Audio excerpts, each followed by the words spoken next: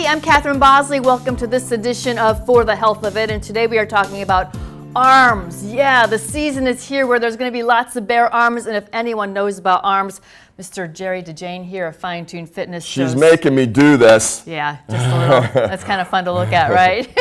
It's inspirational, it is, for yes, sure. Absolutely. Yes, very popular. Arms are still very popular to do. Yes. Especially, like you said, when we're exposing a little more. But we're going to do a few exercises here with a little bit of twist that you might not know. So we're going to start with curls. Curls. And we're going to throw a little twist here. Right. So this one here, Catherine's going to pick up these 15s, and we're going to do like a static hold. So she's going to hold them both right here, and she's going to drop that right arm down and start doing the reps while she's holding here. Ooh. Yeah, you can really feel this in both arms at the same time. Absolutely. Holy moly, no break for either arms. Yes. We'll go about 6 on one, 6 on the other. That's about 3, 4. Now, one thing about arms is of course, it takes a little bit of time, but it's still early enough to get your arms looking pretty decent for, midsummer when you're really going to be wanting to bare arms when it gets really warm. Yeah. And make sure, just do these like at the end, like a burner. It's something fun to kind of do because you are hitting your arms through your regular workout, but at the end of the workout, there's nothing like a little burn at the end. Whew, this is good for men and women. Oh, the absolutely, same, right? yes. Yeah. More and more females are starting to appreciate their arms looking good. You guys want to wear those dresses that have sleeveless, yes. That little bit of cut makes yes, all the difference. Absolutely. Okay. Now I want you sitting right on the edge here. For the back of the arms, the triceps. Okay. And we're just going to do like an old-fashioned extension. We're going to do something like a skull crusher, but we're going to use the dumbbells. Skull crusher. Take those elbows in and bring them back. Drive them up. Okay. Very good. Yes, you could crush your skull with these. Oh yeah, watch that head. Yeah. See, your arms are shaking. You're moving there. I think I'm being a little ambitious with the 15 pounds. Yeah, I'm telling you, that's good. 5. So you're saying like 6 to 10? Yeah, well, in this here, we want to maybe go a little more, around 10. Whew. Greg, talk to me. How many reps is that? Let's say 7, 8. Ooh. One more time. 9, one more time. And I gotcha. 10. Okay. And you're saying it's really important though to keep your arms, elbows yes. close. Keep those elbows in. Right. Yeah, don't turn it into a chest press. You don't want to, right. because that's what starts to happen. You start getting tired. And you don't want to move with your shoulders because some people will go like this. But you the keep your arms start taking over. It's just one single joint movement. Okay, that's makes sense. All it is a single joint movement. Very good. So we're going to say then 3 sets of both of those. So 3 sets of the 4 if you want to. Yeah, and you want to if you want to burn them up, you just go back and forth with no rest. Get a nice little burn going, and then hit the pool, the beach. Yeah. I don't know. And enjoy. Yes, exactly, without a doubt. Okay. Now the second one, go ahead and grab those again. Okay. We're going to do a regular curl, but I'm going to add a little twist.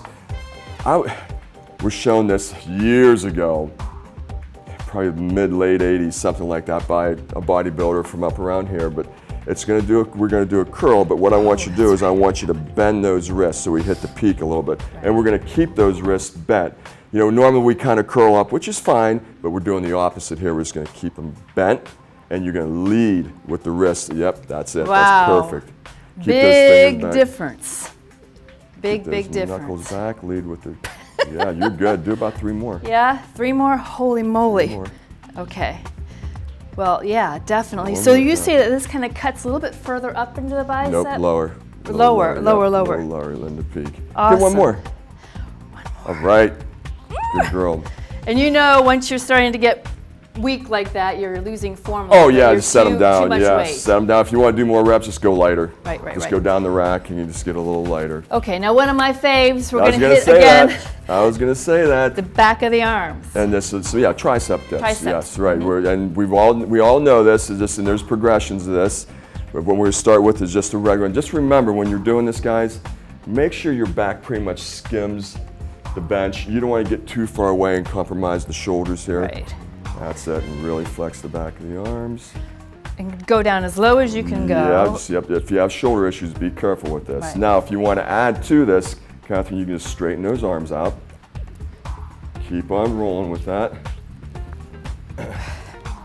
So you can do these off of maybe even a chair at home. Oh, absolutely, if you want, right? yes, a step, Right. whatever is going to be secure. Then if you want to add another one, which this is pretty tricky. This is a reactive surface. Catherine says she does these at home, so we're going to roll with that. Me Don't fall with fall these. over that. Yeah, because you can feel, when you do this, you feel like you've got everything else kind of tightening up too, because you're trying to balance yourself. Yeah, you have to have body awareness, without a doubt. Yeah, see, that's moving already. Or you can use a bench. But this right here is a little trickier than the bench, without a doubt. Yeah, a bench or another chair in front of you. Yes. So this is fun. And I know that these are really, really effective too. Oh, yeah. Oh, absolutely. There's a lot of people that like these. And you can even add weight to this. Right. You put like a little plate on your lap, something along that line. So that's right. Again, very ambitious. Absolutely. But really, as you progress, you'll find that you need a little bit more challenge. Oh, yes, you have to. You can't just stay like this. Right. You can't say, you gotta make sure you either add weight or reps or reducing the time that you're taking in between sets if you're looking for something like that. Unless you're going for strength or power. Sure. Then you have to. Okay, so with the second set again, we do the static hold. The static. So we bring them up at about 45, hold them there, and then let's start with that left side first. Then this one. Then go all the way down. Bring this one up a little higher. Hold it right there. There you go. Okay, so we do both sides like that. Yep, and then bring that one down to 45. There you go. That's it. That's cheating by having it up there, isn't it? You're resting a little bit. Okay. And then tricep extensions on the bench. Oops. So I need these actually. We'll do about 5 or 6 reps. I would take. And this could take, this could take anywhere from 10 minutes to. Oh yeah, this is a real quick burner at the end. Yep. It's 3. Okay. 2. One more time. There we go. Gotcha. And I'll take them. Okay, so again, you go through those 3 times, and then the next 3 that you showed us were the wrist. Yes. With the wrist, yep, yes. that wrist curl. Just lead up with that. I don't know why I even decided to do these again. Keep them bent. Yep, keep them bent. I know, Catherine. Go one more. Tough. All right. Keep that form. That's good. One more. I can't imagine the face that I'm making. No, you're good. And then you're gonna go right into the ball. And then right into the ball, right? Or whatever. So wherever your whatever level modification you want for this. I know that when I get lazy with these, I will push my body away from the bench. And that's when you really have to watch the shoulders when you do that. It's just to skim that bench. Very good. Without a doubt. Very good. So a lot to think about when it comes to getting those arms in shape for summer and then some, right? Yeah, and once you get going with it, it kind of gets addictive once you start to see. Oh, absolutely, yeah, the arms. Place. Yeah, they are still very popular. Very popular. What did you say? You saw an article in Maximum Magazine? Oh, yes, as far as females, what they like about the male body. Most of all, and that was arms. Arms, yeah. Arms, I say hands first, but then arms. That's part of the arm, though. Yep. Absolutely, without a doubt. Okay. Thanks so much again, Jerry DeJane here at Fine Tune Fitness. And next we're going to go into nutrition and talk a little bit about those nutrition labels, which can be very complicated. They're trying to end that, though. All right, we'll see you over there.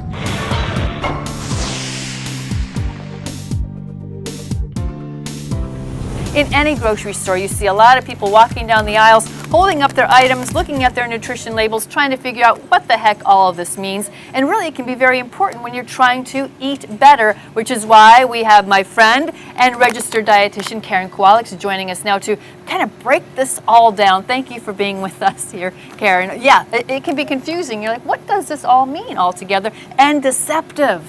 Well, the good news is, or a little bit of good news, is the FDA has made some new rules, and by 2018, July of 2018, larger manufacturers are going to have to follow some changes requested to the food label, and then smaller companies, they get 1 more year. Now that could change. When we were deciding to do this story, I saw there was a proposal to extend that date, but as of today, by July of 2018, when consumers come to the grocery store, they're going to see a different looking food label, which I feel will help them make a better decision when they're purchasing products. I have an example of it right here. Okay. So let's go over a few of the changes there are going to be. The serving sizes have been updated. Yeah. So in the past, if you go and look at, say you grab a carton of ice cream. Yes. A serving size will be 1/2 cup. Have you ever eaten a half No. cup? Who ever eats a half cup? So that has changed right now to 2/3. I feel like 2/3. I think I'd be eating about twice as much of that. But the serving sizes have been changed to reflect more of what we're eating. What we are really eating. Yes, so that is the good news. The next thing is the calories are going to be larger and more prominent, and also a bolder font. Yes. So you can see them. They're clear. Yeah, you can't miss those. So yes, larger and bolder type.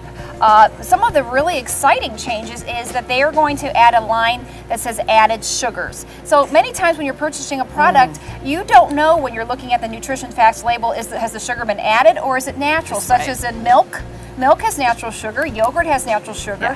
But if you buy certain cereals, there might be some natural but a lot added, and when you see the grams of sugar today on a label, you don't know which is which. Right. You have to look to the ingredients list and then also try to decipher all that. And there's a big difference between added sugar and natural sugar as far as how it metabolizes in your body. Absolutely. When we're having an orange or an apple, there is sugar in that, but there's also fiber that goes along with it. It's really the perfect sweet or fruit from Mother Nature. It will metabolize in our body in a perfect way versus adding heaps of sugar to something. Processed, refined sugar, right. The reason that sugar and salt are added to products is because it extends the shelf life. It makes things taste better. So if they want they're preservatives, preservatives and for flavor enhancement. So if you're adding a lot of fiber to an item, fiber doesn't taste real good, so they have to add sugar to make your fiber bar taste a little more fiber palatable. desirable, right? Right. So that's one of the major changes I'm very excited about. Also, if you look, now we're used to seeing vitamin A, C, calcium, and iron on a label. Right. Nutrition research has shown that we're not really at risk for a vitamin A or vitamin C deficiency, but we are at risk as a population for a vitamin D deficiency and a potassium deficiency. Imagine that. Vitamin D, of course, lots of people think about knowing that here in northeastern Ohio, we don't get vitamin D naturally as much as we should when it comes to getting enough sunlight and so forth. Right. So especially in the winter months, we should be taking a supplement, or you can get vitamin D as fortified into milk products. But now, when we look at a food label, we'll be able to see how many micrograms and the percent of vitamin D. In addition to... You'd rather get your vitamin D from eating it out of good foods as opposed to popping pills on it. Well, in the wintertime, it's going to be really tough, especially if you're a person with darker skin. Yeah. Not as much sunlight is coming through. They're not making as much vitamin D. Okay, so it really is important. It's the one supplement that I definitely would recommend. No matter what. Yes. I mean, you should go to your doctor and get your levels checked. But if you're living here in Ohio, it's gloomy a lot. Right. And vitamin D is checked often when you go to your doctors, and most people are deficient. Their doctor may recommend 1,000 to 2,000 micrograms. If you have a more serious condition, I actually did at one point, and they give you a really, really high dose that you take a pill once a week. Yes, I'm familiar with that too. You're familiar with that? Okay. Right. So, but bonus if you're going to get it through the food. That's why it's on the food label right now. Oh, Wonderful. yes, getting it from food is always the best. Potassium. Americans are really deficient in potassium. The reason being... We don't think about it. No, we don't. Unless we get leg cramps. Then we're like, oh, I need to up the potassium. Or if you're a runner and you're thinking, I'm losing my electrolytes. Right. Potassium, in the United States, our sodium is skyrocketed because of the processed food. Right. So in general, we're supposed to get no more than 23 milligrams per day. We're getting sometimes close to that, okay? And our potassium, we should be taking in 4,700 milligrams, and we're many times taking in 40 to 50% of that. Wow. Reason being is that's found in fruits and vegetables, grains, and Americans, we're meat and potato people. Now, potato, if you eat the skin, is a great source of potassium, but we're not taking that in. So that's why that is on the label now. Okay. The reason you want those two balanced, the sodium and the potassium, is because that controls our blood pressure. So if you're 20 years old and your sodium is way up, your potassium's low, will you notice anything? No. You're doing that from 20 to 30. 30 to 40, that's when we start getting high blood pressure. You set the stage for high blood pressure when you have a high diet in sodium, which comes from processed food, not... People say, I don't use the salt shaker. It's not the salt shaker. It's in the chips. Food. It's in the bread. It's in the stuff you deli find in the meat, freezer section. the cheese. Yes. It's in those items. Right. What do people eat for lunch? A sandwich. So that breads are like the #1 source of sodium. You'd be surprised in the American diet. So that is the reason it's important, because most of us in the United States are living that way. That's why it's setting the stage for high blood pressure and cardiovascular diseases. It's so detrimental, and so many people are affected by it. So this is really great information to be taking in. So these are some of the new changes. Why don't we go around the grocery store and take a look at some products and see if we can pick out the healthier options. Right, yeah, exactly, because it can be, like I said, deceptive, and you just don't know exactly what you're looking for when you're holding up these labels. So you're supposed to make sense of them. We'll do that.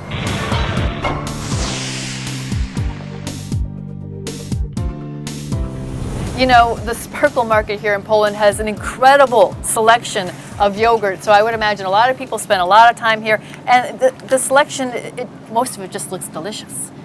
But she's saying here, beware when you're looking at yogurt labels to know exactly what you're looking for and what you might want to really stay away from. My recommendation is to consumers is really, if you enjoy yogurt, the best thing to do is buy plain as you have there, and add your own sugar, add your own granola, fruit, whatever you like, flavor it up so you know what's in it. This can be incredibly confusing. This is one area where I'm very happy that there will be the label change. Reason being is that dairy products, because they're made of milk, have natural sugar. But the yogurts, good thing. Yes, that are flavored have added sugar. Absolutely. A consumer right now can't tell the difference between the two. So you had mentioned previously that this looked delicious. Packaging looks wonderful. I love blueberries. Is wonderful. So if I flip this over, I can see that there are 14 grams of sugar in this. I don't know how much of that is coming from the milk. Right.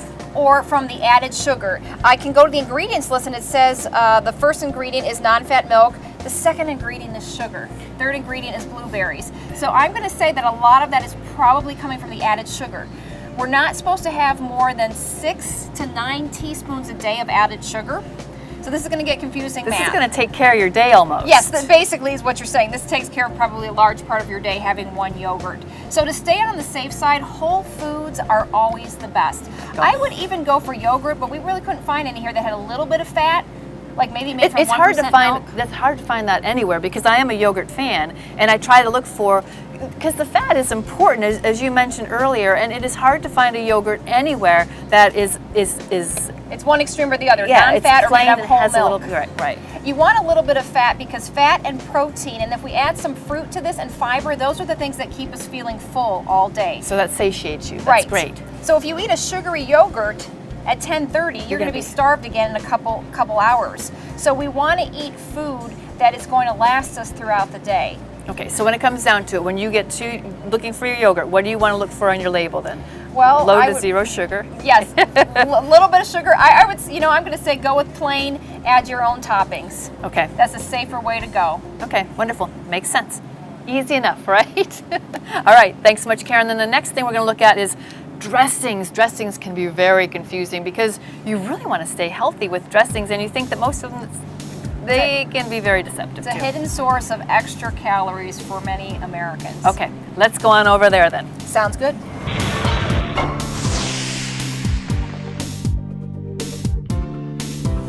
Okay, here we are, the dressing section. When you're really on a mission to lose weight and to eat healthier, you turn to the dressing section to look for something to spruce up that salad a little bit more. Karen, You know what, as a registered dietitian, when I see clients, not measuring your salad dressing is one of the biggest sources of weight gain. Okay. Because if you're pouring it on, like this here is 2 tablespoons is 70 calories. Oh. So if you haven't measured it and you're pouring it on, you could be adding 200-300 calories to your healthy salad. really working against yourself. Right.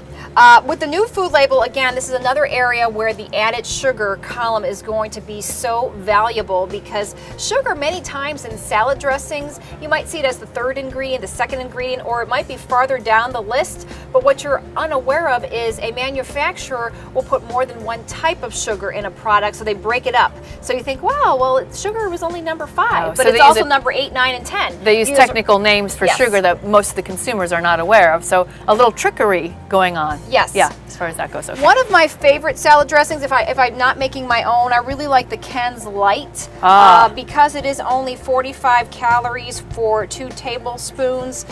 There's, just less oil in it. Okay. And it's a really, really good flavor. Again, though, you still have to measure it out. Right. Coffee creamers are the same thing. People dumping it in. Yeah. That's where your hidden calories come. Right. And so often, though, the labels on dressings are they're a little bit deceiving as well, too. I mean, you get things that say fat-free and low sugar and low fat, and it used to say diet and so forth, but really you need to start looking more at the labels, and you're saying, look, sugar first. Look for the sugar first. Right, and fat-free generally means they've added sugar to it. Okay. When you see Isn't that fat-free good for to the know? salad dressing, and I can look here on this one. Water is the first ingredient, distilled vinegar the second, sugar the third, salt the fourth.